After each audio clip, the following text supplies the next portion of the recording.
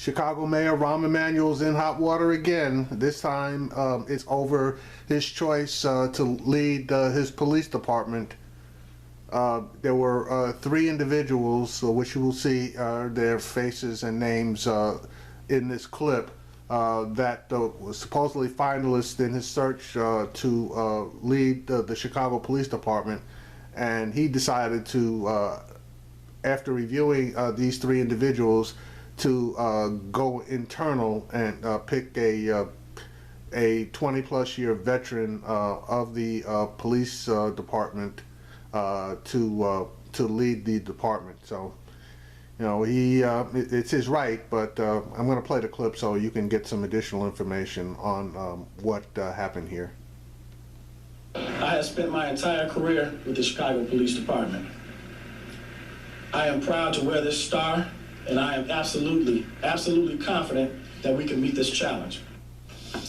Confident words there from Eddie Johnson, the new interim superintendent for the Chicago Police Department. Mayor Rahm Emanuel announced Johnson as Chicago's new top cop on Monday. Johnson has served on the force for 27 years, spending much of that time in the city's high crime areas on the south and west sides. He is the third superintendent to lead the department in less than 4 months, following Gary McCarthy's dismissal amid the Laquan McDonald shooting controversy in November. Now, Eddie Johnson is going to have to hit the ground running, and Chicago crime rates have been dismal so far this year.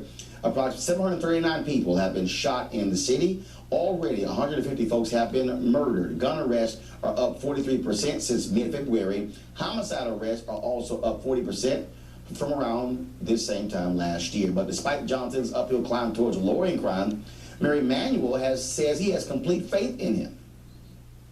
I believe he is the right person at the right time to serve as interim superintendent.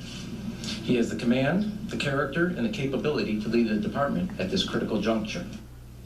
Now, of course, Emanuel has been getting lots of criticism for his decision to ignore recommendations of the Chicago Police Board to name 3 finalists. Joining us right now from Chicago is Alderman Pat McDowell. She is Pat Dowell, I'm sorry. She's an alderman there for the 3rd Ward. Pat, good to see you.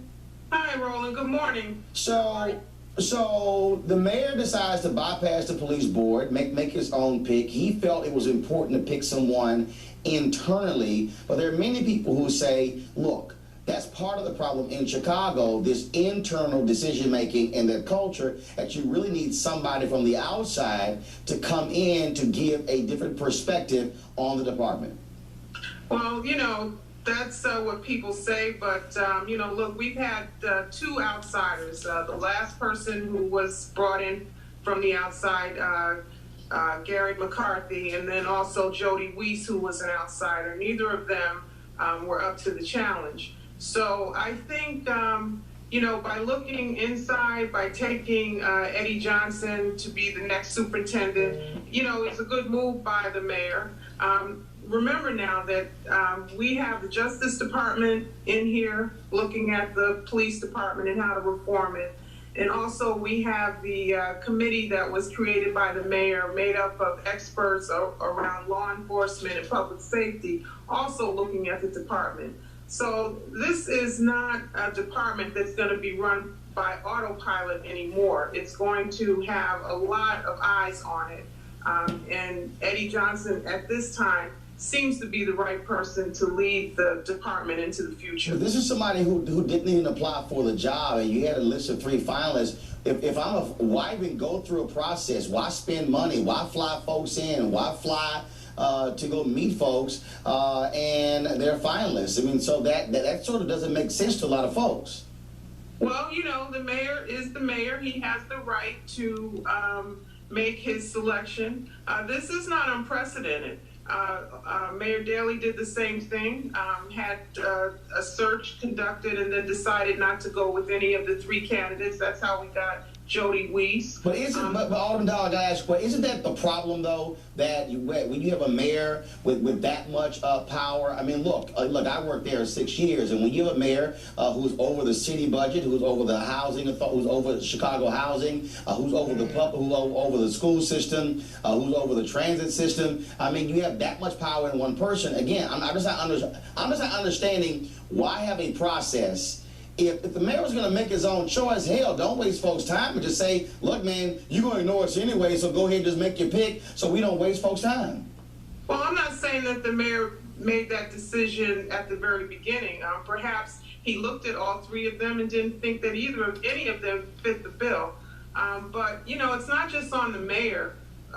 There's 50 aldermen in the city council. We all have to cast a vote on this. We also are going to be held accountable on this selection. And I think it's up to us at this point, since he has been selected, to take him through a very robust committee hearing process to get all the answers that the people in the community are asking about in terms of strategy to reduce violence, to reduce shootings, to reduce homicides, to look at deployment of officers, to look at staffing levels. All of those questions are things that I think the city council and the world will be looking at. All right, then, Alderman Pat Dow, we appreciate it. Thank you so very much. Thank you very much, Roland. Take care. Thank you very much. Let's go to our panel here. Again, what's the point of a process if you decide, okay, forget about it, I'll go ahead and just ignore the Chicago Police Board, their list of finalists? This mayor is acting like he used to in the House of Representatives. He was known as Rambo. That was his affectionate nickname. No, actually, he's acting like the previous mayor, and that is Mayor Daley, being an absolute dictator in that city. It's unilateral decision making, and it's terrible. I think he's saying that basically this top cop is going to restore the faith that the people of Chicago have in the department. And I think it's going to be completely to the contrary. I think basically what he's doing is restoring the faith in the police force, that they can go out and act the way they want to act without any repercussions. I mean, now you look at these statistics that you named off earlier. Basically, Chicago is the murder capital of the United States at this point, and this mayor is doing nothing to address that. I mean, 4 failed superintendents. I mean, 4th now coming, I guess you can say. I'm really nervous for Chicago, and I think the mayor ought to think long and hard about possibly leading the city into a brighter day. Here's the problem what I see. First of all, I understand that Alderman making the point about there being 2 previous outsiders, but here's the deal. From the moment they were chosen, you had folks in Chicago said, no, we're not going to work with those folks. They were very critical of them coming in. One of them came from the FBI. They said, oh no, they don't understand us. To me, that's the fundamental problem in Chicago. As long as you keep making this an internal thing, this is our house, you know, I'll think about that commercial, you know, you must protect this house. That's the problem. I mean, that's how the Laquan McDonald stuff comes along, because they are unwilling to come in and root out that good old boy system in Chicago. And even him being African American, that's irrelevant. It is a culture in Chicago. You're absolutely right. And what Rahm Emanuel did is completely miss the point. There is a mistrust, a fundamental mistrust that's been very earned by the police in Chicago and its elected officials. And Rahm Emanuel is part of that mistrust. So to have him have the opportunity to have at least even the appearance that somebody else was going to assist him in making a diplomatic and objective decision, he came in and said, I know that I'm part of the problem. I know that I'm part of the people you don't trust. So I'm going to go ahead and say, I'll make the call for you all. And what it takes no account, and it doesn't take into consideration the fact that the people of Chicago were saying, we don't trust you. We'd like Washington's help. Anybody else's help make the decision. And now he said, I don't care. And the alderman made the best point. She said, the mayor's the mayor. I guess you are, Emanuel. But here's what's interesting, Ray. There's a city ordinance that says there now has to be a second search. Right. So you've gone out and said, see, the first search, okay, I don't like those 3. Okay, fine.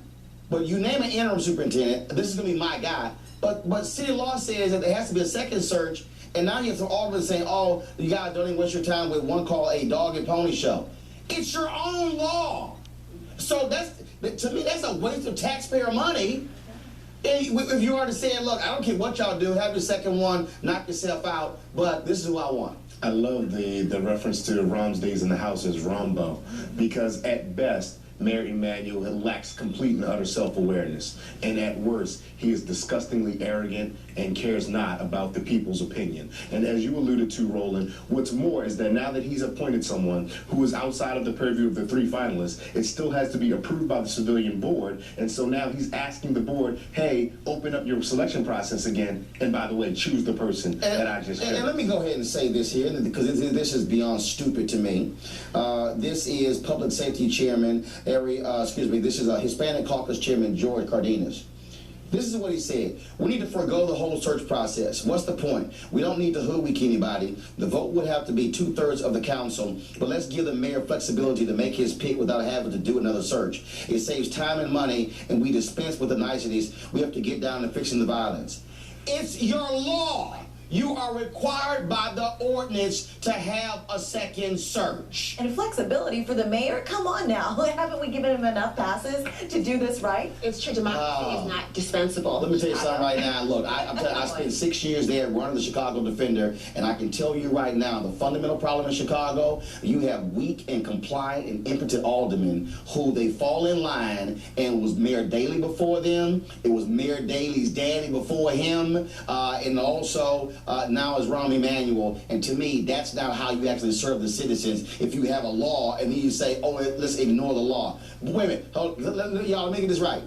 So you're complaining about people breaking the law in Chicago, but you want to ignore the law and pick the next superintendent. I guess people there are being like their aldermen. Let's just break the law. Folks, coming up next. All right, so we'll see what happens, but it's just a damn shame they can't get this right.